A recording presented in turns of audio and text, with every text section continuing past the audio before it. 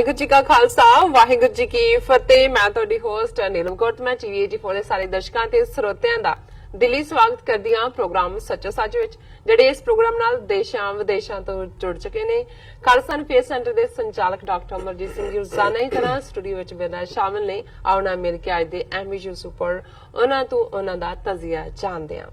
ਜੀ ਡਾਕਟਰ ਸਾਹਿਬ ਵਾਹਿਗੁਰੂ ਜੀ ਕਾ ਖਾਲਸਾ ਵਾਹਿਗੁਰੂ ਜੀ ਕੀ ਫਤਿਹ। ਜੀ ਡਾਕਟਰ ਸਾਹਿਬ ਜੀ ਆਇਆਂ ਨੂੰ ਪ੍ਰੋਗਰਾਮ ਸੱਚੋ ਸੱਚ ਵਿੱਚ ਬਹੁਤ ਸ਼ੁਕਰੀਆ ਜੀ। ਡਾਕਟਰ ਸਾਹਿਬ ਅੱਜ 16 ਜੁਲਾਈ 2019 ਪਹਿਲੀ ਸਾਵਨ ਨਾਨਕਸ਼ਾਹੀ ਸੰਮਤ 551 ਦਾ ਦਿਨ ਹੈ ਤੇ ਡਾਕਟਰ ਸਾਹਿਬ ਪ੍ਰੋਗਰਾਮ ਸ਼ੁਰੂ ਕਰਨ ਤੋਂ ਪਹਿਲਾਂ ਅਸੀਂ ਹਮੇਸ਼ਾ ਤਰ੍ਹਾਂ ਆਪਣੇ ਦਰਸ਼ਕਾਂ ਤੇ ਸਰੋਤਿਆਂ ਨੂੰ ਦੱਸਦੇ ਵਿਊਅਰਸ, ਜੇ ਤੁਸੀਂ ਹੱਕ ਸੱਚ ਇਨਸਾਫ ਤੇ ਪੈਰਾ ਦਿੰਦਾ ਇੱਕੋ ਇੱਕ ਚੈਨਲ TV84 ਨੂੰ ਦੇਖਣਾ ਚਾਹੁੰਦੇ ਹੋ ਤਾਂ ਤੁਸੀਂ ਦੇਖ ਸਕਦੇ ਹੋ ਸਪੈਕਟਰਮ ਕੇਬਲ, ਆਰਚਨ cable, Belfast cable in Canada, roku, Jadoo box, ਸ਼ਾਵਾ, ਫੇਸਬੁੱਕ, TV84 ਦੀ ਐਪ ਰਾਹੀਂ online streaming and IP box ਤੇ ਤੁਸੀਂ TV84 ਨੂੰ ਦੇਖ ਸਕਦੇ ਹੋ। ਵਿਊਅਰਸ, ਜੇ ਤੁਸੀਂ TV84 ਨਾਲ ਜਾਂ ਪ੍ਰੋਗਰਾਮ ਸੱਚੋ ਸੱਚ ਨਾਲ ਫੇਸਬੁੱਕ ਰਾਹੀਂ ਜੁੜੇ ਹੋ ਤਾਂ ਇਸ ਨੂੰ ਵੱਧ ਤੋਂ ਵੱਧ ਲਾਈਕ ਕਰੋ ਤੇ ਸ਼ੇਅਰ ਕਰੋ ਅਤੇ ਨਾਲ ਹੀ YouTube ਤੇ ਸਬਸਕ੍ਰਾਈਬ ਵੀ ਕਰੋ। ਇਹ ਵੀ ਦੱਸ ਦਈਏ ਕਿ ਤੁਸੀਂ TV84 ਦੀ ਐਪ ਨੂੰ ਐਂਡਰੋਇਡ ਐਂਡ ਐਪ ਸਟੋਰ ਤੇ ਡਾਊਨਲੋਡ ਕਰਕੇ ਤੁਸੀਂ TV84 ਦੀ ਜੋ ਲਾਈਵ ਸਟ੍ਰੀਮ ਹੈ ਉਸ ਨੂੰ ਤੁਸੀਂ 24 ਆਵਰਸ ਦੇਖ ਸਕਦੇ ਹੋ। ਹੁਣ ਆਪਾਂ ਆਪਣੇ ਪ੍ਰੋਗਰਾਮ ਦੀ ਸ਼ੁਰੂਆਤ ਕਰਾਂਗੇ। ਦੇਖਣ ਲਈ ਸੁਣਨ ਲਈ ਤੁਹਾਡਾ ਸਭ ਦਾ ਬਹੁਤ ਬਹੁਤ ਸ਼ੁਕਰੀਆ। ਸੋ ਪਹਿਲੇ ਸੈਗਮੈਂਟ ਤੇ ਅਸੀਂ ਪਹਿਲਾ ਇਸ਼ੂ ਆਪਣੇ ਡਾਕਟਰ ਸਾਹਿਬ ਕੋਲੋਂ ਉਹਨਾਂ ਦੇ ਵਿਚਾਰ ਸੁਣਨ ਲੱਗੇ ਹਾਂ। ਤੁਸੀਂ ਸਾਡੇ ਨਾਲ ਇਸੇ ਤਰ੍ਹਾਂ ਹੀ ਬਣੇ ਰਹਿਣਾ। ਜੀ ਡਾਕਟਰ ਸਾਹਿਬ ਕੀ ਕਹਿਣਾ ਚਾਹੋਗੇ? ਦੇਖੋ, ਅਕਸਰ ਅਸੀਂ ਰੋਜ਼ਾਨਾ ਪ੍ਰੋਗਰਾਮ 'ਚ ਜਿਹੜੀਆਂ ਘਟਨਾਵਾਂ ਦੁਨੀਆ ਭਰ 'ਚ ਵਾਪਰਦੀਆਂ ਨੇ ਜੀ ਉਹਨਾਂ ਦਾ ਸਾਊਥ ਏਸ਼ੀਆ ਨਾਲ ਕੀ ਤਾਲੁਕ ਹੈ, ਬਿਲਕੁਲ, ਜਾਂ ਸਾਊਥ ਏਸ਼ੀਆ ਨੂੰ ਉਹ ਕਿਵੇਂ ਪ੍ਰਭਾਵਿਤ ਕਰਦੀਆਂ ਨੇ, ਅੱਗੋਂ ਉਹਨਾਂ ਦਾ ਸਿੱਖ ਕੌਮ ਦੇ ਨਾਲ ਕੀ ਸੰਬੰਧ ਬਣਦਾ ਹੈ, ਜਾਂ ਸਿੱਖ ਨੁਕਤਾ ਨਿਗਾਹ ਤੋਂ ਉਹਨਾਂ ਦੀ ਕੀ ਅਹਿਮੀਅਤ, ਫਾਇਦਾ ਜਾਂ ਨੁਕਸਾਨ ਹੈ, ਇਸ ਦਾ ਅਸੀਂ ਜ਼ਿਕਰ ਕਰਦੇ ਹਾਂ ਜੀ। ਅੱਜ ਦੇ ਪ੍ਰੋਗਰਾਮ 'ਚ ਮੈਂ ਖਾਸ ਤੌਰ ਤੇ ਤਿੰਨੋਂ ਹੀ ਟੌਪਿਕ ਇਸ ਲਾਈਨ ਤੇ ਚੁਣੇ ਕਿ ਦੂਸਰਿਆਂ ਦਾ ਕੀ ਕਹਿਣਾ ਹੈ ਇਹਨਾਂ ਸਾਰੀਆਂ ਗੱਲਾਂ ਦੇ ਉੱਤੇ। ਸੋ ਜ਼ਾਹਰ ਹੈ ਕਿ ਪਹਿਲਾ ਵਿਸ਼ਾ ਅਸੀਂ ਜਿਹੜਾ ਹੈ ਉਹ ਸਿੱਖਸ ਫਾਰ ਜਸਟਿਸ ਤੇ ਜਿਹੜਾ 5 ਸਾਲ ਦਾ ਬੈਨ ਭਾਰਤ ਦੀ ਹੋਮ ਮਿਨਿਸਟਰੀ ਨੇ ਲਾਇਆ ਉਸ ਨਾਲ ਸੰਬੰਧਿਤ ਹੀ ਚੁਣਿਆ। ਜਿਵੇਂ ਕੱਲ ਦੇ ਪ੍ਰੋਗਰਾਮ 'ਚ ਅਸੀਂ ਜ਼ਿਕਰ ਕੀਤਾ ਸੀ ਕਿ ਬੜੀ ਪੋਜ਼ਿਟਿਵ ਗੱਲ ਹੈ ਕਿ ਪੰਥਕ ਧਿਰਾਂ ਪੰਜਾਬ ਵਿੱਚ ਵੀ ਔਰ ਬਾਹਰ ਵੀ ਸਾਰੀਆਂ ਇੱਕ ਝੰਡੇ ਥੱਲੇ ਨੇ ਔਰ ਉਹਨਾਂ ਨੇ ਯਕ ਜ਼ਬਾਨ ਹੋ ਕੇ ਜਿਹੜਾ ਭਾਰਤ ਸਰਕਾਰ ਦੇ ਇਸ ਫੈਸਲੇ ਦੀ ਨਿਖੇਧੀ ਕੀਤੀ ਔਰ ਨਾਲ ਹੀ ਨਾਲ ਉਹਨਾਂ ਨੇ ਰੈਫਰੈਂਡਮ 2020 ਦੇ ਮੂਵ ਨੂੰ ਅੱਗੋਂ ਜਿਹੜਾ ਹੋਰ ਵੀ ਫਰਮ ਫੁਟਿੰਗ ਦੇ ਉੱਤੇ ਕਰਨ ਦਾ ਵੀ ਜਿਹੜਾ ਉਹ ਆਇਤ ਜਿਹੜਾ ਉਸ ਦਾ ਨੂੰ ਉਹਨਾਂ ਨੇ ਰਿਜ਼ੋਲਵ ਕੀਤਾ ਜੀ। ਦੂਸਰਾ ਪੱਖ ਅਸੀਂ ਇਹ ਵੀ ਦੇਖਦੇ ਹਾਂ ਕਿ ਇਸ ਸਾਰੇ ਦੇ ਵਿੱਚ ਆਮ ਸਿੱਖ ਸੰਗਤਾਂ 'ਚ ਵੀ ਇਹ ਗੱਲ ਹੋਰ ਵੀ ਪ੍ਰਭਾਵਸ਼ਾਲੀ ਤਰੀਕੇ ਦੇ ਨਾਲ ਗਈ ਹੈ ਕਿ ਭਾਰਤੀ ਹਕੂਮਤ ਕਿਵੇਂ ਆਪਣੇ ਉਸ ਸਿਸਟਮ ਦੇ ਅੰਦਰ ਜਿੱਥੇ ਕਿ 2014 ਦੇ ਉਸ ਮੋਦੀ ਦੇ ਚੁਣੇ ਜਾਣ ਤੋਂ ਬਾਅਦ ਅਸ਼ੋਕ ਸਿੰਘਲ ਜਿਹੜਾ ਹੁਣ ਮਰ ਚੁੱਕਾ ਹੈ ਉਸ ਨੇ ਕਿਹਾ ਸੀ ਕਿ ਇਹ ਹੁਣ ਸਾਡਾ ਜਿਹੜਾ 1000 ਸਾਲ ਦੀ ਗੁਲਾਮੀ ਤੋਂ ਬਾਅਦ ਇਹ ਗੱਲ ਮੋਹਨ ਭਾਗਵਤ ਨੇ ਵੀ ਕਹੀ, RSS ਚੀਫ ਨੇ, ਪਰ ਅਸ਼ੋਕ ਸਿੰਘਲ ਜਿਹੜਾ ਵਿਸ਼ਵ ਹਿੰਦੂ ਪਰਿਸ਼ਦ ਦਾ ਪ੍ਰੈਜ਼ੀਡੈਂਟ ਸੀ ਔਰ ਜਿਹੜੇ ਦੇ ਗਲੋਬਲ ਚੈਪਟਰ ਨੇ ਉਹਨੇ ਕਿਹਾ ਜੀ ਸਾਨੂੰ 1000 ਸਾਲ ਦੀ ਗੁਲਾਮੀ ਤੋਂ ਬਾਅਦ ਰਾਜ ਮਿਲਿਆ ਔਰ 2020 ਤੱਕ ਅਸੀਂ ਭਾਰਤ ਨੂੰ ਇੱਕ ਹਿੰਦੂ ਰਾਸ਼ਟਰ ਬਣਾ ਦੇਣਾ। ਸੋ ਜ਼ਾਹਰ ਹੈ ਕਿ ਨਾ ਤਾਂ ਉਦੋਂ ਅਸ਼ੋਕ ਸਿੰਘਲ ਦੇ ਖਿਲਾਫ ਜਾਂ ਉਹਦੀ ਜਥੇਬੰਦੀ ਦੇ ਖਿਲਾਫ ਕੋਈ ਪਾਬੰਦੀ ਲਾਈ ਗਈ ਕਿ ਉਹ 2020 ਦੀ ਗੱਲ ਕਰਦੇ, ਫਿਰ ਇਸ ਸਾਰੇ ਦੌਰ ਦੇ ਵਿੱਚ ਕਿਵੇਂ ਹਿੰਦੂਤਵੀ ਆਰਗੇਨਾਈਜੇਸ਼ਨਸ ਜਿਹੜੀਆਂ ਕਿ ਬਿਲਕੁਲ RSS ਦੀਆਂ 72 ਦੇ ਕਰੀਬ ਜਿਹੜੀਆਂ ਸ਼ਰੇਆਮ ਵਾਇਲੈਂਸ ਕਰਦੀਆਂ ਨੇ, ਮੁਸਲਮਾਨਾਂ ਨੂੰ ਜਿਹੜਾ ਉਹ ਗੈਰ ਦੱਸਦੀਆਂ, ਭਾਰਤ ਦੇ ਉਹ ਸ਼ਹਿਰੀ ਨਹੀਂ ਦੱਸਦੀਆਂ ਔਰ ਇਸੇ ਤਰ੍ਹਾਂ ਈਸਾਈਆਂ ਦੇ ਚਰਚਿਸ ਤੇ ਹਮਲੇ, ਉਹਨਾਂ ਦੀਆਂ ਜਿਹੜੀਆਂ ਨਨਸ ਨੇ ਉਹਨਾਂ ਦੇ ਨਾਲ ਗੈਂਗ ਰੇਪ ਦੇ ਮੁੱਦੇ ਜਿਹੜੇ ਕਿ ਲਗਾਤਾਰਤਾ ਨਾਲ ਜਾਰੀ ਰਹੇ, ਹੁਣ ਤਾਂ ਉਹਨਾਂ ਦੀਆਂ ਖਬਰਾਂ ਵੀ ਨਹੀਂ ਬਣਦੀਆਂ। ਸੋ ਜ਼ਾਹਰ ਹੈ ਕਿ ਵੀ ਇਹ ਇੱਕ ਗੱਲ ਜਿਹੜੀ ਕਈ ਵਾਰ ਤੁਸੀਂ ਦੇਖਦੇ ਹੋ ਅਕਸਰ ਸੰਤ ਪਿੰਡਾਂ ਵਾਲਿਆਂ ਦੇ ਹਵਾਲੇ ਨਾਲ ਇਹ ਕਿਹਾ ਜਾਂਦਾ ਹੈ ਕਿ ਜੀ ਉਹਨਾਂ ਨੇ ਕਿਹਾ ਸੀ ਕਿ ਅਸੀਂ 35 ਹਿੰਦੂ ਮਾਰਾਂਗੇ, ਇੱਕ ਸਿੱਖ ਦੇ ਹਿੱਸੇ 35 ਹਿੰਦੂ ਆਉਂਦੇ ਨੇ। ਹੁਣ ਦੇਖਣ ਵਾਲੀ ਗੱਲ ਇਹ ਹੈ ਵੀ ਇਹ ਸਟੇਟਮੈਂਟ ਜਿਹੜੀ ਬਿਲਕੁਲ ਆਊਟ ਆਫ ਕੰਟੈਕਸਟ ਕੋਟ ਹੁੰਦੀ ਹੈ, ਇਸ ਦਾ ਵੀ ਇੱਕ ਪਿਛੋਕੜ ਹੈ ਤੇ ਪਿਛੋਕੜ ਇਹ ਹੈ ਕਿ ਇੰਦਰਾ ਗਾਂਧੀ ਨੇ ਧਮਕੀ ਦਿੱਤੀ ਸੀ, ਜਿਹੜੀ ਇਲੈਕਟਿਡ ਪ੍ਰਾਈਮ ਮਿਨਿਸਟਰ ਸੀ, ਸੰਤ ਪਿੰਡਾਂ ਵਾਲੇ ਕੋਈ ਕਨਸਟੀਟਿਊਸ਼ਨ ਦੀ ਸਹੁੰ ਖਾ ਕੇ ਕੋਈ ਇਲੈਕਟਿਡ ਨੁਮਾਇੰਦੇ ਨਹੀਂ ਸੀ। ਬਿਲਕੁਲ ਇੰਦਰਾ ਗਾਂਧੀ ਨੇ ਕਿਹਾ ਸੀ ਕਿ ਇਹ ਪੰਜਾਬ ਚ ਅਕਾਲੀਆਂ ਨੇ ਮੋਰਚਾ ਲਾਇਆ ਹੋਇਆ ਹੈ, ਇਹਨਾਂ ਨੂੰ ਇਹ ਨਹੀਂ ਭੁੱਲਣਾ ਚਾਹੀਦਾ ਕਿ ਪੰਜਾਬ ਤੋਂ ਬਾਹਰ ਵੀ ਸਿੱਖ ਰਹਿੰਦੇ ਨੇ। ਜੀ ਸੋ ਜ਼ਾਹਰ ਹੈ ਕਿ ਵੀ ਇਹ ਧਮਕੀ ਸੀ ਕਿ ਜੇ ਤੁਸੀਂ ਪੰਜਾਬ ਦੇ ਵਿੱਚ ਆਪਣਾ ਬੋਲਬਾਲਾ ਕਰਨਾ ਚਾਹੁੰਦੇ ਹੋ ਤਾਂ ਬਾਹਰਲੇ ਸਿੱਖਾਂ ਨੂੰ ਫਿਰ ਅਸੀਂ ਨਹੀਂ ਰਹਿਣ ਦੇਵਾਂਗੇ। ਔਰ ਇਹਦੇ ਜਵਾਬ 'ਚ ਹੀ ਸੰਤ ਭਿੰਡਰਾਂ ਵਾਲਿਆਂ ਨੇ ਕਿਹਾ ਸੀ ਕਿ ਖਾਲਸੇ ਦੀ ਸਪਿਰਿਟ 1.25 ਸਪਿਰਿਟ ਹੈ, ਔਰ ਜੇ ਤੁਸੀਂ ਇਸ ਹਿਸਾਬ ਦੇ ਨਾਲ ਸਿੱਖਾਂ ਨੂੰ ਲੈਂਦੇ ਹੋ ਤੇ ਅਸੀਂ ਤਾਂ 1.25 ਨਾਲ ਲੜਨ ਵਾਲੇ ਹਾਂ, ਫਿਰ ਹਿਸਾਬ ਲਾ ਲਓ ਕਿ ਭਾਈ ਖਾਲਸਾ ਕਿੱਥੇ ਖਲੋਏਗਾ। ਬਿਲਕੁਲ ਸੋ ਮੈਂ ਸਮਝਦਾ ਹਾਂ ਵੀ ਬਹੁਤ ਵਾਰ ਹੁਣ ਅੱਜ ਤੱਕ ਉਸ ਸਟੇਟਮੈਂਟ ਨੂੰ ਸੰਤਾਂ ਦੀ ਕੋਟ ਕਰਕੇ ਇਹ ਕਹਿਣ ਦਾ ਜਿਹੜਾ ਉਹ ਯਤਨ ਕੀਤਾ ਜਾਂਦਾ ਹੈ ਕਿ ਜੀ ਉਹ ਜਿਵੇਂ ਹਿੰਦੂਆਂ ਦੇ ਖੂਨ ਦੇ ਪਿਆਸੇ ਸੀ, ਬਲੱਡ ਥਰਸਟੀ ਸੀ। ਹੁਣ ਇਧਰ ਜੇ ਅਸ਼ੋਕ ਸਿੰਘਲ ਜਾਂ ਆਰਐਸਐਸ ਜਾਂ ਮੋਹਨ ਭਾਗਵਤ ਜਾਂ ਉਹਨਾਂ ਦਾ ਸਾਰਾ ਲਾਣਾ ਸਣੇ ਸੁਬਰਾਮਨੀਅਮ ਸਵਾਮੀ ਦੇ ਉਹਨਾਂ ਦਾ ਜਿਹੜਾ ਆਈਡੀਆਲੌਗ ਹੈ ਉਹ ਇਹ ਕਹਿੰਦੇ ਨੇ ਕਿ 2020 ਤੱਕ ਅਸੀਂ ਇਹਨੂੰ ਹਿੰਦੂ ਨੇਸ਼ਨ ਬਣਾ ਦੇਣਾ, ਹਿੰਦੂ ਰਾਸ਼ਟਰ ਹੋਏਗਾ। ਜੀ ਤੇ ਜੇ ਸਿੱਖ ਕੌਮ ਦੀ ਜਿਹੜੀ ਭਾਵਨਾਵਾਂ ਨੂੰ ਉਸੇ ਹੀ ਰਾਦਰ ਯੂਐਨ ਚਾਰਟਰ ਦੇ ਥੱਲੇ, ਇੰਡੀਆ ਤਾਂ ਇੱਕ ਡੈਮੋਕ੍ਰੇਸੀ ਹੈ, ਸੈਕੂਲਰ ਉਹਦਾ ਕਨਸਟੀਟਿਊਸ਼ਨ ਹੈ, ਔਰ ਜੋ ਉਹ ਕਹਿ ਰਿਹਾ ਹੈ, ਅਸ਼ੋਕ ਸਿੰਘਲ ਕਹਿ ਰਿਹਾ ਹੈ ਜਾਂ ਆਰਐਸਐਸ ਕਹਿ ਰਿਹਾ ਹੈ, ਉਹ ਤਾਂ ਖਿਲਾਫ ਵਰਜ਼ੀ ਹੈ ਉਸ ਕਨਸਟੀਟਿਊਸ਼ਨ ਦੀ। ਜੀ ਪਰ ਜੇ ਉਸ ਦੇ ਰਿਸਪੌਂਸ 'ਚ ਸਿੱਖਾਂ ਦੇ ਲਈ ਗੋਲ ਸੈੱਟ ਕੀਤਾ ਜਾਂਦਾ ਹੈ ਕਿ ਜੀ 2020 'ਚ ਅਸੀਂ ਪੰਜਾਬ ਦੇ ਵਿੱਚ ਜਿਹੜਾ ਰੈਫਰੈਂਡਮ ਕਰਵਾਵਾਂਗੇ ਔਰ ਸਿੱਖਾਂ ਨੂੰ ਪੁੱਛਾਂਗੇ ਕਿ ਉਹ ਪੰਜਾਬ ਵਾਸੀਆਂ ਨੂੰ ਕਿ ਉਹ ਕੀ ਚਾਹੁੰਦੇ ਨੇ। ਬਿਲਕੁਲ ਹੁਣ ਤੁਸੀਂ ਇਹਨਾਂ ਦੋਨਾਂ ਦਾ ਜੇ ਕੰਪੈਰੀਜ਼ਨ ਕਰੋ ਕਿ 2014 'ਚ ਉਹ ਬਿਆਨ ਦੇਣ ਵਾਲੇ ਤਾਂ 2019 ਤੱਕ ਪਹੁੰਚਦੇ ਆ ਕਿਵੇਂ ਉਹਨਾਂ ਨੂੰ ਵਡਿਆਇਆ ਗਿਆ। ਉਸੇ ਹੀ ਅਸ਼ੋਕ ਸਿੰਘਲ ਨੂੰ ਜਦੋਂ ਮਰਿਆ ਉਹਨੂੰ ਸਟੇਟ ਆਨਰ ਦੇ ਨਾਲ ਜਿਹੜਾ ਹੈ ਉਹਦੀ ਕ੍ਰੀਮੇਸ਼ਨ ਹੋਈ। ਮੋਦੀ ਨੇ ਉਹਨੂੰ ਬੜੀ ਸ਼ਰਧਾਂਜਲੀ ਦਿੱਤੀ ਕਿ ਬਹੁਤ ਵੱਡਾ ਕੰਮ ਉਸਨੇ ਕੀਤਾ ਹੈ ਹਿੰਦੂ ਜਗਤ ਦੇ ਲਈ। ਤੇ ਇਧਰ ਅਸੀਂ ਦੇਖਦੇ ਹਾਂ ਕਿ ਅਜੇ ਰੈਫਰੈਂਡਮ ਦੀ ਗੱਲ ਜਿਹੜੀ ਯੂਐਨ ਚਾਰਟਰ ਦੇ ਥੱਲੇ ਹੈ। ਬਿਲਕੁਲ ਈਵਨ ਭਾਰਤੀ ਕਨਸਟੀਟਿਊਸ਼ਨ 'ਚ ਵੀ ਪੀਸਫੁਲੀ ਖਾਲਿਸਤਾਨ ਕਹਿਣ ਦੇ ਉੱਤੇ ਜਿਹੜਾ ਹੈ ਉਹ ਕੇਸ ਜਿਹੜੇ ਪਹਿਲਾਂ ਰਜਿਸਟਰ ਵੀ ਹੁੰਦੇ ਰਹੇ ਉਹ ਜਾ ਕੇ ਟੁੱਟੇ ਨੇ। ਉਹਨਾਂ ਦੀਆਂ ਜਿਹੜਾ ਉਹ ਸੁਪਰੀਮ ਕੋਰਟ ਦਾ ਫੈਸਲਾ ਹੈ ਇਸ ਦੇ ਉੱਤੇ ਕਿ ਪੀਸਫੁਲੀ ਕਿਹਾ ਜਾ ਸਕਦਾ।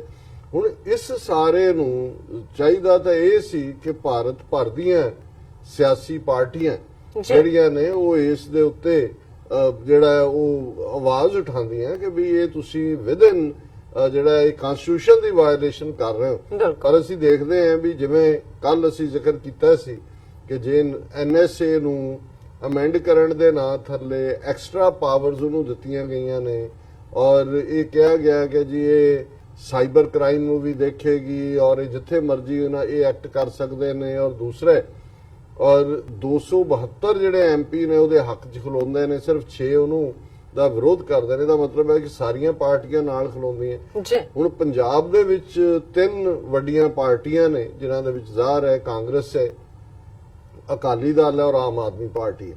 ਬੀਜੇਪੀ ਤਾਂ ਜੋ ਦਿੱਲੀ 'ਚ ਫੈਸਲਾ ਕੀਤਾ ਉਹ ਬੀਜੇਪੀ ਨੇ ਤਾਂ ਪੰਜਾਬ 'ਚ ਕਰਨਾ ਹੀ ਸੀ ਸਪੋਰਟ। ਪਰ ਅਫਸੋਸ ਇਸ ਗੱਲ ਦਾ ਹੈ ਕਿ ਜਿਨ੍ਹਾਂ ਨੇ ਦੇਖਿਆ ਕਿ 35 ਸਾਲਾਂ 'ਚ ਸਿੱਖ ਕੌਮ ਦੇ ਨਾਲ ਕਿੰਨਾ ਜ਼ਬਰ ਹੋਇਆ ਹੈ, ਕਿਵੇਂ ਨਸਲਕੁਸ਼ੀ ਤੋਂ ਬਾਅਦ ਨਸਲਕੁਸ਼ੀ ਹੋਈ ਹੈ, ਕਿੱਥੇ ਇਹੀ ਅਕਾਲੀ ਜਿਨ੍ਹਾਂ ਨੂੰ ਜਦੋਂ ਪੰਜਾਬ ਦੇ ਵਿੱਚ ਬੇਅੰਤੇ ਦੀ ਸਰਕਾਰ 1992 'ਚ ਬਣੀ ਹੈ ਉਹ ਪੀਸਫੁਲੀ ਵੀ ਜਿਹੜਾ ਕੋਈ ਇਕੱਠ ਨਹੀਂ ਸੀ ਕਰਨ ਦਿੰਦੇ ਔਰ ਉਦੋਂ ਇਹ ਚੀਕਾਂ ਮਾਰਦੇ ਸੀ। ਉਦੋਂ ਇਹੀ ਬਾਦਲ ਇਹੀ ਜਿਹੜਾ ਅਕਾਲੀ ਦਲ ਦਾ ਢਾਂਚਾ ਹੈ ਬਰਨਾਲਾ ਔਰ ਇਹ ਸਾਰੇ ਅੱਜ ਵੀ ਉਹ 1992 ਦਾ ਉਹ ਮੈਮੋਰੈਂਡਮ ਮੌਜੂਦ ਹੈ ਜਿਹਦੇ ਤੇ ਬਾਦਲ ਦੇ ਦਸਤਖਤ ਨੇ, ਜਿਹੜਾ ਕਿ ਉਸ ਵੇਲੇ ਦੇ ਯੂਨਾਈਟਿਡ ਨੇਸ਼ਨਸ ਦੇ ਸੈਕਟਰੀ ਜਨਰਲ ਬੁਟਰੋਸ ਗਾਲੀ ਜਿਹੜਾ ਦਿੱਲੀ 'ਚ ਆਇਆ ਹੋਇਆ ਸੀ ਉਹਨੂੰ ਦੇਣ ਦੇ ਲਈ ਇਹ ਗਏ ਸੀ ਔਰ ਬਾਦਲ ਦੇ ਦਸਤਖਤ ਨੇ ਜਿਹਦੇ 'ਚ ਕਿ ਸਿੱਖਾਂ ਲਈ ਰਾਈਟ ਆਫ ਸੈਲਫ ਡਿਟਰਮੀਨੇਸ਼ਨ ਦੀ ਮੰਗ ਕੀਤੀ ਗਈ ਹੈ ਔਰ ਇਹ ਕਿਹਾ ਗਿਆ ਕਿ ਭਾਈ ਸਾਡੇ ਨਾਲ ਆ ਜ਼ੁਲਮ ਹੋ ਰਹੇ ਨੇ।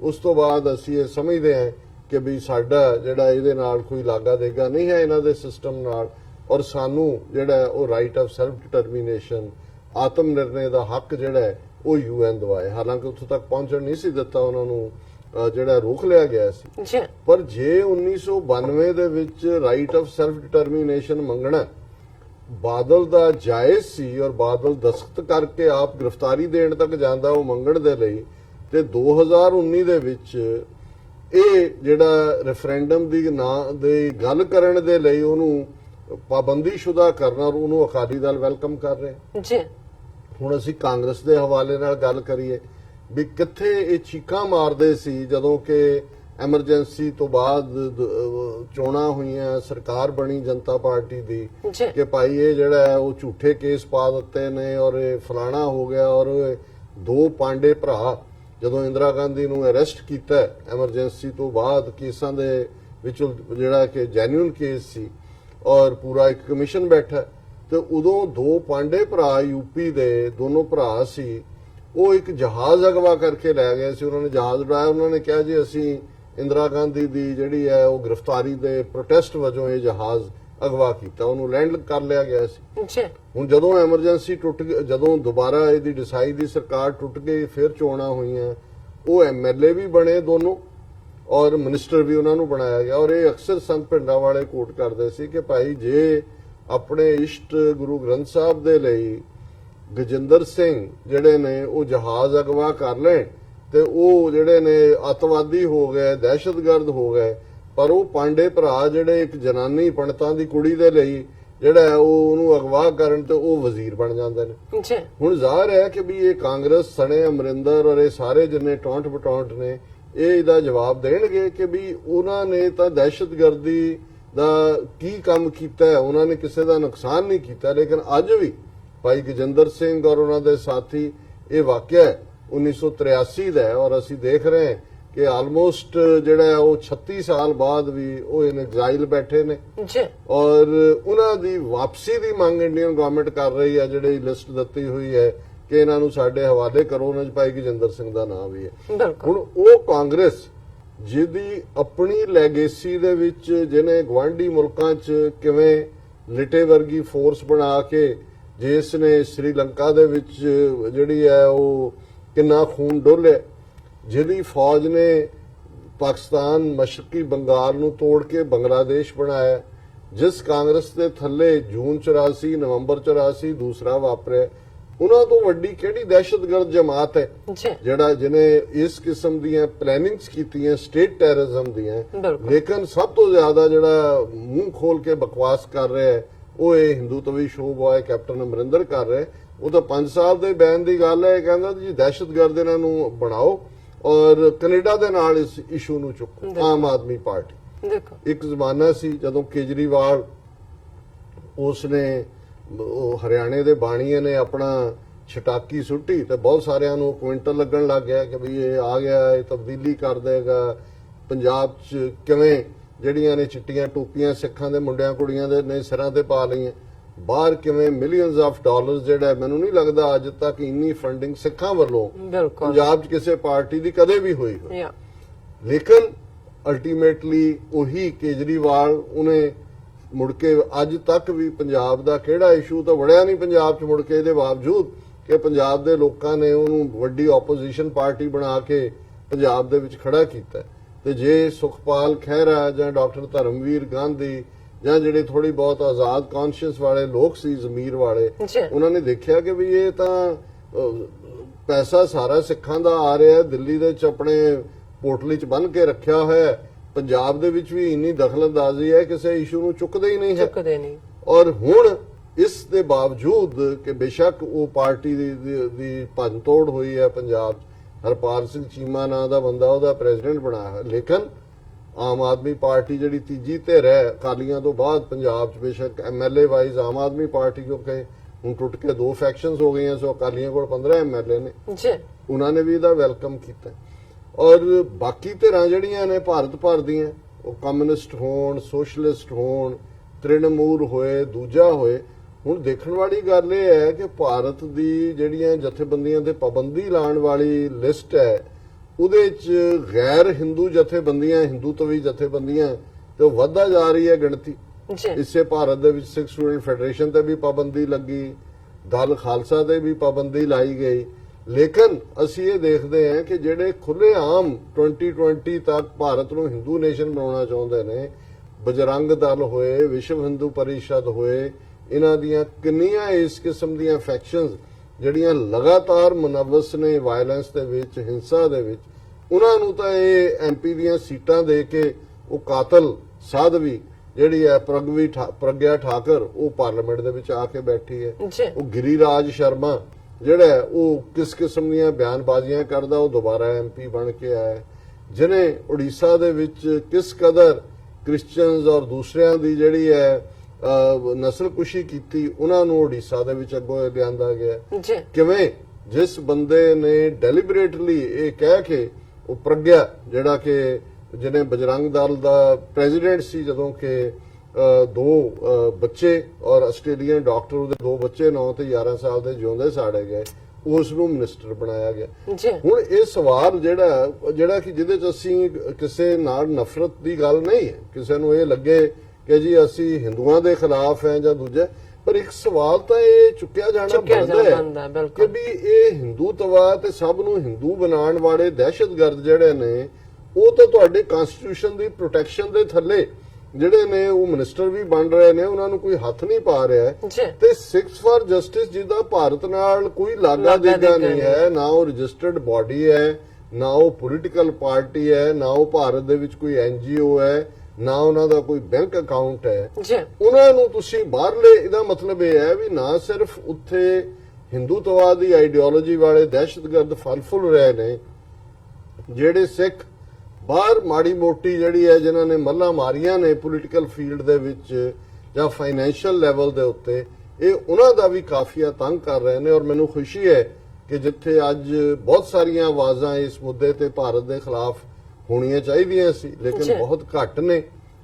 ਔਰ ਇਸ ਦੇ ਵਿੱਚ ਕੱਲ ਹੀ ਇੱਕ ਆਰਟੀਕਲ ਜਿਹੜਾ ਕਿ ਸਟ੍ਰੇਟ ਨਾਂ ਦੇ ਜਿਹੜੀ ਪਬਲੀਕੇਸ਼ਨ ਹੈ ਇੰਟਰਨੈਟ ਦੇ ਉੱਤੇ, ਔਰ ਗੁਰਪ੍ਰੀਤ ਸਿੰਘ ਉਸ ਦੇ ਅੱਛੇ ਕਾਲਮਨਿਸਟ ਨੇ, ਔਰ ਗੁਰਪ੍ਰੀਤ ਸਿੰਘ ਕੋ-ਫਾਊਂਡਰ ਨੇ ਰੈਡੀਕਲ ਦੇਸੀ ਟਾਕ ਸ਼ਾਇਦ ਹੈ ਉਹਦਾ ਨਾਮ, ਮੈਂ ਐਗਜ਼ੈਕਟਲੀ ਰੈਡੀਕਲ ਦੇਸੀ ਮੈਗਜ਼ੀਨ, ਉਸ ਦੇ ਕੋ-ਫਾਊਂਡਰ ਵੀ ਨੇ ਔਰ ਬ੍ਰਿਲੀਅੰਟ ਰਾਈਟਰ ਨੇ। ਅਕਸਰ ਜਿਹੜਾ ਇਹਨਾਂ ਦਾ ਜਿਹੜਾ ਵੀ ਬੜਾ ਉਹ ਫੈਕਟਸ ਦੇ ਨਾਲ ਇਹ ਗੱਲ ਕਰਦੇ ਨੇ। ਇਹਨਾਂ ਦਾ ਇੱਕ ਆਰਟੀਕਲ ਮੇਰੀਆਂ ਨਜ਼ਰਾਂ 'ਚੋਂ ਗੁਜ਼ਰਿਆ ਔਰ ਮੈਨੂੰ ਲੱਗਾ ਕਿ ਵੀ ਇਹ ਡਿਊ ਹੈ ਕਿ ਜੇ ਕਿਸੇ ਨੇ ਆਵਾਜ਼ ਚੁੱਕੀ ਹੈ, ਕੋਈ ਜ਼ਰੂਰੀ ਨਹੀਂ ਕਿ ਜਿਹੜਾ ਆਵਾਜ਼ ਚੁੱਕਣ ਵਾਲਾ ਉਹ ਖਾਲਿਸਤਾਨ ਦਾ ਝੰਡਾ ਬਰਦਾਰ ਹੈ, ਲੇਕਿਨ ਅਸੀਂ ਸਮਝਦੇ ਹਾਂ ਫਿਰ ਵੀ ਜਿਹੜਾ ਰੈਕਗਨਾਈਜ਼ ਕਰਦਾ ਹੈ ਕਿ ਭਾਈ ਇਹ ਬਿਲਕੁਲ ਡਿਸਪੈਰਿਟੀ ਹੈ ਥਾਟ ਦੇ ਵਿੱਚ ਵੀ, ਐਕਸ਼ਨ ਦੇ ਵਿੱਚ ਵੀ, ਔਰ ਮਾਰਕਡ ਡਿਸਕ੍ਰਿਮੀਨੇਸ਼ਨ ਹੈ।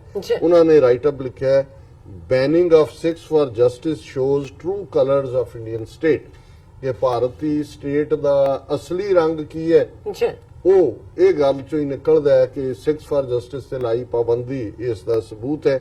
ਔਰ ਇਹਦੇ ਚ ਉਹਨਾਂ ਨੇ ਕਿਹਾ ਕਿ with the Indian state's banning of New York based advocacy group SFJ has once again revealed the discriminatory and anti-minority mindset of government in the world's so-called largest democracy. ਹੁਣ ਘੱਟੋ ਘੱਟ ਬਾਹਰਲੇ ਜਿਹੜੇ ਜਾਗਰੂਕ ਆਥਰ ਨੇ ਇਹ ਤਾਂ ਕਹਿਣ ਲੱਗੇ ਨਾ ਸੋ ਕਾਲਡ ਅਖੌਤੀ ਹੈ ਨਹੀਂ ਹੈ, ਪਰ ਉਹ ਕਲੇਮ ਕਰਦੇ ਨੇ ਜੀ ਅਸੀਂ ਵੱਡੀ ਇੱਕ ਇੰਡੀਅਨ ਡੈਮੋਕ੍ਰੇਸੀ ਹੈ। ਔਰ ਉਹਨਾਂ ਨੇ ਇਹ ਕਿਹਾ ਕਿ on July 10 the Indian home ministry declared SFJ an unlawful organization and prohibited it for 5 years.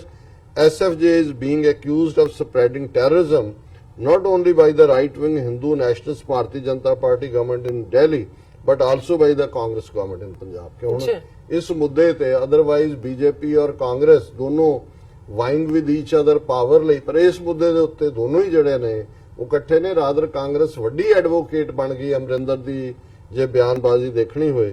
ਫਿਰ ਉਹਨਾਂ ਨੇ ਕਿਹਾ ਜੀ ਕਿ ਅਮਰਿੰਦਰ ਨੇ ਵੈਲਕਮ ਕੀਤਾ ਮੂਵ ਨੂੰ, ਔਰ ਉਹਨਾਂ ਨੇ ਕਿਹਾ ਕਿ ਵੀ thus two parties that are ideologically opposed to each other have come under one tent to isolate SFJ, which has been campaigning for a referendum on separate Sikh homeland of Khalistan in 2020. ਉਹਨੇ ਕਿਹਾ ਜੀ otherwise opposite ਨੇ, ਲੇਕਿਨ ਇਸ ਮੁੱਦੇ ਤੇ ਉਹ ਇੱਕ ਖੈਮੇ ਦੇ ਵਿੱਚ ਆ ਗਏ ਨੇ।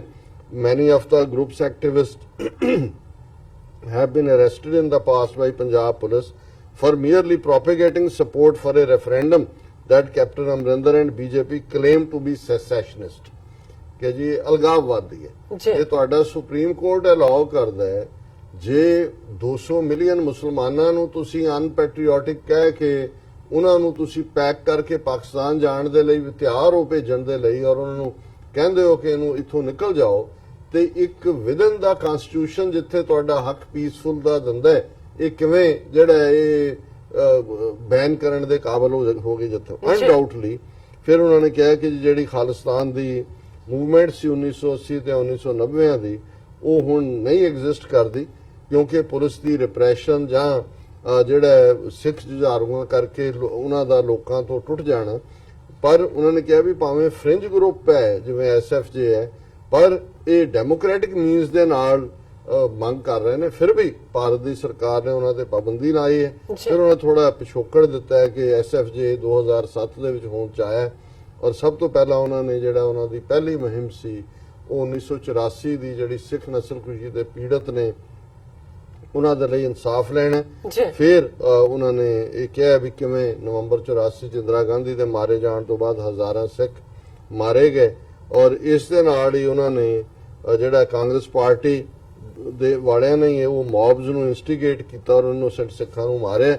ਔਰ ਫਿਰ ਉਹਨਾਂ ਨੇ ਕਿਹਾ ਜੀ ਐਸਐਫਜੇ ਨੇ ਇਸ ਮੁੱਦੇ ਤੇ ਉਹ ਸਾਰੇ ਲੋਕ ਜਿਹੜੇ ਕਿ ਇਸ ਦੇ ਲਈ ਜ਼ਿੰਮੇਵਾਰ ਸੀ ਉਹਨਾਂ ਨੂੰ ਬਾਹਰ ਆਉਣ ਦੇ ਉੱਤੇ ਉਹਨਾਂ ਦੇ ਖਿਲਾਫ ਜਿਹੜਾ ਉਹ ਕੇਸ ਦਰਜ ਕੀਤੇ, ਕਈਆਂ ਨੂੰ ਸੰਮਨ ਮਿਲੇ, ਔਰ ਇਸ ਦੇ ਨਾਲ ਜਿਹੜਾ ਉਹਨਾਂ ਨੇ by the courts following the sustained efforts of ਇਹਦਾ ਕ੍ਰੈਡਿਟ ਐਸਐਫਜੇ ਨੂੰ ਜਾਂਦਾ।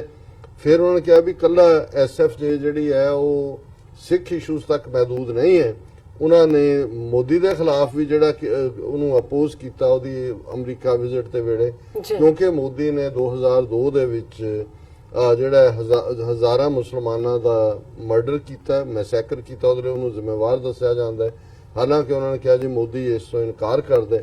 ਫਿਰ ਇਸ ਸਾਰੇ ਦੇ ਨਾਲ ਨਾਲ ਕਿਉਂਕਿ ਉਹਨਾਂ ਨੇ ਇੱਕ ਚੰਗੀ ਲਾਈਟ ਦੇ ਵਿੱਚ ਐਸਐਫਜੇ ਦੀ ਬੈਕਗ੍ਰਾਉਂਡ ਨੂੰ ਦਿੱਤਾ ਹੈ, ਫਿਰ ਉਹਨਾਂ ਨੇ ਕਿਹਾ ਜੀ ਵੀ however SFJ went a step further when a far-right Hindu nationalist group विश्व हिंदू परिषद announced in 2015 कि भी इंडिया 2020 तक हिंदू नेशन होएगा, और ये मैं ऑलरेडी एक्सप्लेन कर ਦਿੱਤਾ ਹੈ।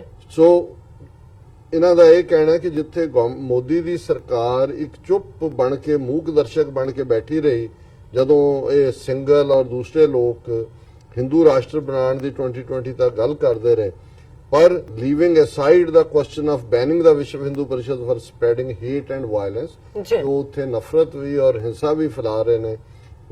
ਪਰ ਜਦੋਂ ਸਿੰਗਲ ਮਰਿਆ ਉਦੋਂ ਉਹਨੂੰ ਸਰਕਾਰੀ ਆਨਰ ਦਿੱਤਾ ਗਿਆ ਔਰ ਮੋਦੀ ਖੁਦ ਜਿਹੜਾ ਹੈ ਉੱਥੇ ਗਿਆ। ਔਰ ਫਿਰ ਉਹਨਾਂ ਨੇ ਕਿਹਾ so much so minorities have continue to be attacked by Hindu extremist groups including the Vishwa Hindu Parishad with impunity since 2014. In the recently concluded general election, BHP fielded Sadhvi Pragya Thakur as a candidate. ਫਿਰ ਉਹਨਾਂ ਨੇ ਉਹਦਾ ਪ੍ਰਗਿਆ ਬਾਰੇ ਕਿਹਾ ਕਿ ਵੀ ਉਹਨੇ ਕਿਵੇਂ ਬੰਬਿੰਗ ਦੇ ਵਿੱਚ ਔਰ ਦੂਸਰੇ ਚ ਹਿੱਸਾ ਲਿਆ, ਔਰ ਅਜੇ ਵੀ ਉਹ ਜ਼ਮਾਨਤ ਦੇ ਉੱਤੇ ਬਾਹਰ ਹੈ। ਔਰ ਫਿਰ ਉਹਨਾਂ ਨੇ ਇਲੈਕਟਡ ਐਮਪੀ ਹੋ ਗਈ ਹੈ ਹੁਣ। This is despite the fact that she is still facing trial and has not been acquitted, ਕਿ ਉਸ ਨੂੰ ਕੋਈ ਮਾਫੀ ਨਹੀਂ ਮਿਲੀ ਹੋਈ। So this clearly shows that Indian state leader Modi is shamelessly patronizing those involved in majoritarian terrorism and has given them legitimacy. To punish Hindu fanatical groups is one thing, the Indian state lacks will to ban them. ਉਹਨੇ ਕਿਹਾ ਜੀ ban ਤਾਂ ਦੂਰ ਦੀ ਗੱਲ ਹੈ, even ਜਿਨ੍ਹਾਂ ਨੇ ਕੀਤਾ ਹੈ ਉਹਨਾਂ ਨੂੰ ਪਨਿਸ਼ ਵੀ ਨਹੀਂ ਕੀਤਾ ਗਿਆ। So the question is why and on what basis SFJ has been banned? ਬਿਲਕੁਲ ਕਿ ਵੀ ਇੱਥੇ ਤਾਂ ਬੇਸ ਹੈ ਕਿ ਉਹਨਾਂ ਨੇ ਵਾਇਲੈਂਸ ਵੀ ਕੀਤੀ ਹੈ, ਮਰਡਰ ਵੀ ਕੀਤੇ ਨੇ, ਨਫ਼ਰਤ ਜਿਹੜੀ ਆ ਉਹ ਫੈਲਾ ਰਹੇ ਨੇ, ਇੱਥੇ ਤਾਂ ਰੀਜ਼ਨ ਹੈ, ਪਰ SFJ ਨੂੰ ਕਿਸ ਬੇਸ ਦੇ ਉੱਤੇ ਬੈਨ ਕੀਤਾ ਗਿਆ? These simple facts are sufficient to understand that Indian state is being selective, ਕਿ ਵੀ ਇਸ ਚੋਂ ਇਹ ਨਿਕਲਦਾ ਹੈ ਕਿ ਉਹ ਚੁਣ ਕੇ ਔਰ ਕਿਹਦੇ ਪ੍ਰਤੀ ਸਿਲੈਕਟਿਵ ਨੇ। Its definition of terrorism remains flawed as it arbitrarily decides who is a terrorist and who is not. Not a single Hindu extremist organization has been added to its growing list of banned terror groups. ਇਹ ਉਹ decide ਕਰਦੇ ਨੇ ਕਿ ਕੌਣ ਦਹਿਸ਼ਤਗਰਦ ਹੈ ਕੌਣ ਨਹੀਂ ਹੈ। ਕਿਸੇ ਹਿੰਦੂ ਜਥੇਬੰਦੀ ਨੂੰ ਇਸ ਦੇ ਵਿੱਚ ਜਿਹੜਾ ਉਹਨਾਂ ਨੇ ਸ਼ਾਮਲ ਨਹੀਂ ਕੀਤਾ ਹੋਇਆ band organisation. People in North America need to raise their voices in defense of SFJ and press upon Indian government to lift the ban, which is aimed at polarizing the Hindu majority and scapegoating the minority Sikh community to gain political mileage. North America ਦੇ ਲੋਕਾਂ ਨੂੰ, ਸਿੱਖਾਂ ਨੂੰ ਜਾਂ ਦੂਸਰੇ ਜਿਹੜੇ ਵੀ justice loving ਲੋਕ ਨੇ ਉਹਨਾਂ ਨੂੰ ਇਹ ਅਪੋਜ਼ ਕਰਨਾ ਚਾਹੀਦਾ ਹੈ, ਕਿਉਂਕਿ ਉਹਨਾਂ ਦਾ ਮਕਸਦ ਹੈ ਕਿ ਹਿੰਦੂ ਮੈਜੋਰਿਟੀ ਦਾ ਧਰੂਵੀਕਰਨ ਕਰ ਲਿਆ ਜਾਏ ਆਪਣੀ ਫੇਵਰ 'ਚ, ਔਰ ਜਿਹੜਾ ਸਿੱਖ ਕਮਿਊਨਿਟੀ ਨੂੰ ਇੱਕ ਸਕੇਪਗੋਟ ਬਲੀ ਦਾ ਬੱਕਰਾ ਬਣਾ ਦਿੱਤਾ ਜਾਏ ਵੋਟਾਂ ਦੀ ਗੰਦੀ ਸਿਆਸਤ ਦੇ ਥੱਲੇ। Both the BJP and Congress are aiming to pocket the support of Hindu majority by othering quote unquote non-Hindus be the Muslims or the Sikhs। ਕਿ ਤੁਸੀਂ ਮੁਸਲਮਾਨਾਂ ਔਰ ਸਿੱਖਾਂ ਨੂੰ ਬਲੀ ਦੇ ਬੱਕਰੇ ਬਣਾਓ, ਔਰ ਦੋਨਾਂ ਦੀ ਦੌੜ ਲੱਗੀ ਹੋਈ ਹੈ ਬੀਜੇਪੀ ਔਰ ਕਾਂਗਰਸ ਦੀ ਕਿ ਉਹਨਾਂ ਨੇ ਕਿਵੇਂ ਜਿਹੜਾ ਹਿੰਦੂਆਂ ਦੀਆਂ ਵੋਟਾਂ ਲੈਣੀਆਂ ਨੇ। ਔਰ ਇਹ ਬਾਬਰੀ ਇੰਦਰਾ ਗਾਂਧੀ ਨੇ ਜੂਨ 84 ਦਾ ਘੱਲੂਘਾਰਾ ਕੀਤਾ ਕਾਂਗਰਸ, ਉਹਦੇ ਮੁੰਡੇ ਨੇ ਨਵੰਬਰ 84 ਦੀ ਨਸਲਕੁਸ਼ੀ ਕੀਤੀ ਕਾਂਗਰਸ, ਉਹਦੇ ਮੁੰਡੇ ਨੇ ਸ੍ਰੀਲੰਕਾ 'ਚ ਜਿਹੜਾ ਹੈ ਉਹ ਫੌਜ ਭੇਜ ਕੇ ਔਰ ਉਹਦੇ 'ਚ ਮੈਜੋਰਿਟੀ ਸਿੱਖ ਭੇਜ ਕੇ ਮਰਵਾਏ ਕਾਂਗਰਸ। ਨਰਸਿਮਹਾ ਰਾਓ ਨੇ ਔਰ ਰਾਜੀਵ ਗਾਂਧੀ ਨੇ ਬਾਬਰੀ ਮਸਜਿਦ ਦਾ ਦਰਵਾਜ਼ਾ ਖੁਲਾਇਆ ਹਿੰਦੂਆਂ ਦੇ ਲਈ ਪੂਜਾ ਕਰਨ ਦੇ ਲਈ। ਨਰਸਿਮਹਾ ਰਾਓ ਦੇ ਵੇਲੇ ਬਾਬਰੀ ਮਸਜਿਦ ਢਾਈ ਗਈ ਕਾਂਗਰਸ, ਔਰ ਅੱਜ ਉਹ ਕਮਲਨਾਥ ਹੋਏ ਜਿਹੜਾ ਨਵੰਬਰ 84 ਚ ਇਨਵੋਲਵ ਹੈ, ਉਹਨੂੰ ਚੁਣਿਆ ਰਾਹੁਲ ਗਾਂਧੀ ਨੇ ਮੱਧ ਪ੍ਰਦੇਸ਼ ਕਾਂਗਰਸ ਦੀ ਜਿਹੜੀ ਹੈ ਉਹ ਚੀਫ ਮਿਨਿਸਟਰ ਬਣਨ ਦੇ ਲਈ।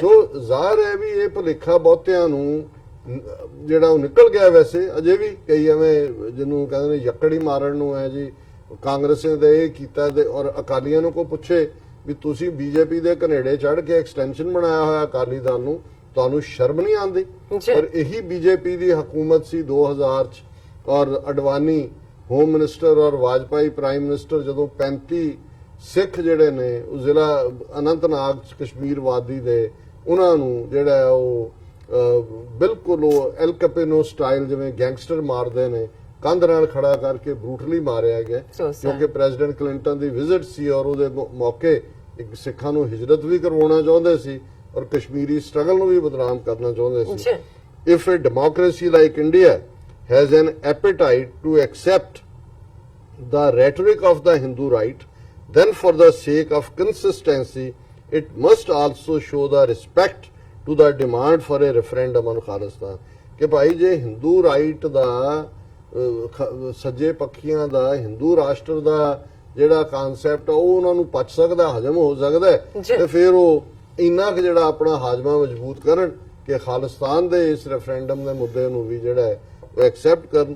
Either that or India should honestly admit that it was always a Hindu nation where minorities hold second class citizenship। ਜੇ ਇਵੇਂ ਨਹੀਂ ਕਰਦੇ ਤਾਂ ਫਿਰ ਇਹਨੂੰ ਮੰਨ ਜਾਓ ਕਿ ਵੀ ਅਸੀਂ ਹਿੰਦੂ ਰਾਸ਼ਟਰ ਹੈ ਔਰ ਸਾਡੇ ਮੁਲਕ ਦੇ ਵਿੱਚ ਸਿੱਖਾਂ ਮੁਸਲਮਾਨਾਂ ਈਸਾਈਆਂ ਦੇ ਨਾਲ ਜਿਹੜਾ ਉਹ ਦੂਸਰੇ ਦਰਜੇ ਦੇ ਸ਼ਹਿਰੀ ਵਾਲਾ ਵਰਤਾਰਾ ਹੋਣਾ ਹੀ ਹੋਣਾ। ਔਰ ਇਹ ਗੱਲ ਸਿਰਫ ਇੱਥੋਂ ਤੱਕ ਨਹੀਂ ਹੈ ਕਿ ਵੀ ਕਿਵੇਂ ਇਹਨਾਂ ਦੀਆਂ ਹਿੰਦੂਤਵੀ ਔਰ ਇੰਡੀਅਨ ਸਟੇਟ ਜਿਹੜੀ ਹੈ ਵਿਦਨ ਕੰਟਰੀ ਉਹਨੇ ਦਹਿਸ਼ਤਗਰਦੀ ਨੂੰ ਪ੍ਰਮੋਟ ਕੀਤਾ ਹੈ। ਅੱਜ ਜਦੋਂ ਅਸੀਂ ਗੱਲ ਕਰ ਰਹੇ ਹਾਂ, ਕੱਲ ਜਿਹੜਾ ਇੰਟਰਨੈਸ਼ਨਲ ਕੋਰਟ ਆਫ ਜਸਟਿਸ ਹੈ ਉਹਨੇ ਕੁਲਭੂਸ਼ਣ ਯਾਦਵ ਜਿਹੜਾ ਕਿ ਇਹਦਾ ਅੱਜ ਜਿਹੜਾ ਫੌਜੀ ਚੀਫ ਵੀ ਹੈ ਰਾਵਤ ਔਰ ਅਜੀਤ ਡੋਵਲ ਇਹਨਾਂ ਸਾਰਿਆਂ ਦੇ ਸਾਂਝੀਆਂ ਰਿਸ਼ਤੇਦਾਰੀਆਂ ਸਭ ਉੱਤਰਾਖੰਡ ਦੇ, ਉਸ ਨੇ ਕਿਵੇਂ ਬਲੋਚਿਸਤਾਨ ਦੇ ਵਿੱਚ ਜਾ ਕੇ ਸਟ੍ਰਿੰਗ ਆਫ ਉਹ ਆਪਣੇ ਖੜੇ ਕੀਤੇ ਜਿਹੜੇ ਉਹਨਾਂ ਦੇ ਜ਼ਰ ਖਰੀਦ ਨੇ ਦਹਿਸ਼ਤਗਰਦੀ ਫੈਲਾਉਣ ਦੇ ਲਈ, ਔਰ ਇਵੈਂਚੁਅਲੀ ਉਹ ਫੜਿਆ ਗਿਆ,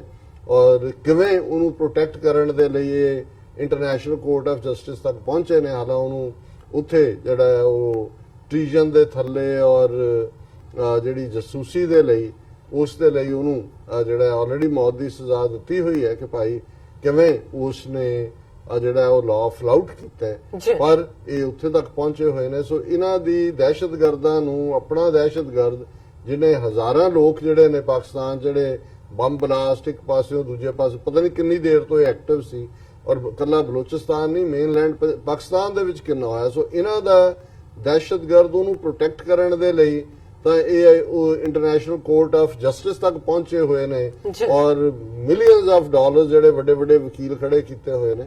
ਪਰ ਪੀਸਫੁਲ ਢੰਗ ਦੇ ਨਾਲ ਜਿਹੜੀ ਆਪਣੀ ਆਜ਼ਾਦੀ ਦੀ ਗੱਲ ਕਰਨੀ ਹੈ ਉਹਨੂੰ ਉਹਨਾਂ ਨੇ ਇੱਕ ਦਹਿਸ਼ਤਗਰਦੀ ਦੇ ਖਾਤੇ 'ਚ ਪਾਉਣ ਦੀ ਕੋਸ਼ਿਸ਼ ਕਰਦੇ ਆ, ਇਸ ਦੇ ਉੱਤੇ ਪਾਬੰਦੀ ਲਾਈ ਹੈ। ਸੋ ਮੈਂ ਸ਼ਲਾਘਾ ਕਰਦਾ ਹਾਂ ਆਪਣੇ ਸਰ ਗੁਰਪ੍ਰੀਤ ਸਿੰਘ ਹੋਰਾਂ ਦੀ, ਜਿਨ੍ਹਾਂ ਨੇ ਬੜਾ with facts and very straight ਜੇ ਉਹਨਾਂ ਦੀ ਪਬਲਿਕੇਸ਼ਨ ਸਟ੍ਰੇਟ ਹੈ ਤੇ ਉਹਨਾਂ ਨੇ ਵੀ ਜਿਹੜਾ ਕੇਸ ਬਿਲਕੁਲ ਸਟੇਟ ਪੇਸ਼ ਕੀਤਾ। ਬਿਲਕੁਲ ਡਾਕਟਰ ਸਾਹਿਬ, ਤੁਹਾਡਾ ਬਹੁਤ-ਬਹੁਤ ਸ਼ੁਕਰੀਆ। ਤੁਸੀਂ ਪਹਿਲਾ ਇਸ਼ੂ ਸਾਡੇ ਦਰਸ਼ਕਾਂ ਨਾਲ ਸਾਂਝਾ ਕੀਤਾ। ਇੱਥੇ ਲੈਣੇ ਬ੍ਰੇਕ ਤੋਂ ਪਹਿਲਾਂ ਅਸੀਂ ਆਪਣੇ ਦਰਸ਼ਕਾਂ ਤੇ ਸਰੋਤਿਆਂ ਨੂੰ ਅਪੀਲ ਤੇ ਬੇਨਤੀ ਕਰਦੇ ਹਾਂ ਵਿਊਅਰਸ, ਜਿਸ ਤਰ੍ਹਾਂ ਕਿ ਤੁਸੀਂ ਜਾਣਦੇ ਹੋ ਕਿ ਟੀਵੀ 84 ਇੱਕ ਪੰਥਕ ਚੈਨਲ ਹੈ।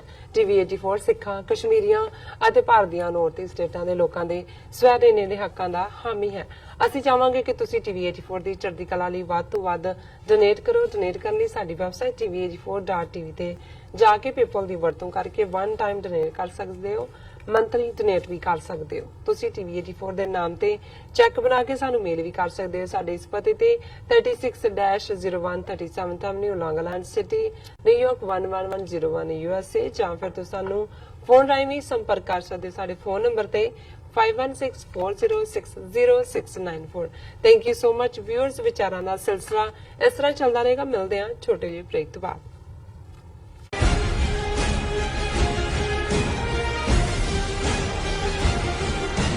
ਕੀ ਤੁਸੀਂ ਰੋਜ਼ਾਨਾ ਕੰਮ ਤੇ ਆਪਣਾ ਵਧੇਰੇ ਸਮਾਂ ਬਿਤਾਉਣ ਤੋਂ ਪਰੇਸ਼ਾਨ ਹੋ? ਆਪਣੀ